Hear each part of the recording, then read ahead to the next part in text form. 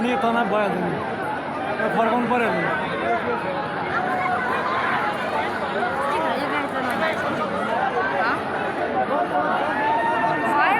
धगालेर फाल्यो ढल नम्बर सबैजना मिलेर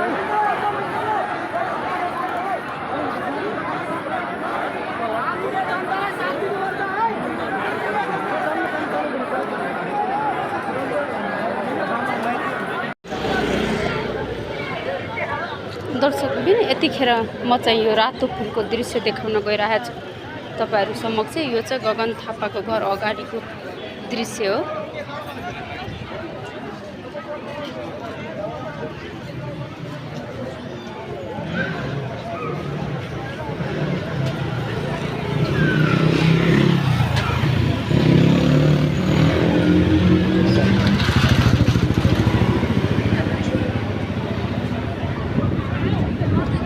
पूर्ण रूपमा गगन थापाको घर। यहाँ चाहिँ फोटोहरू लगिराखेको भनेको छ।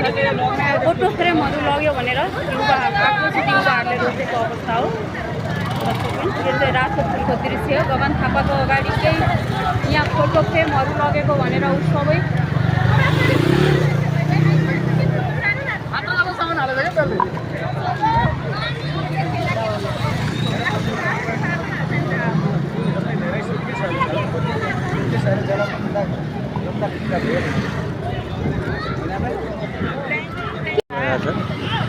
मैले भर्खर आइरहेको छु। दर्शक यतिखेर हामी यो रातो पुलमा छौँ। यहाँ चाहिँ यो चाहिँ गगन थापाको घर अगाडिको दृश्य श्री दर्शक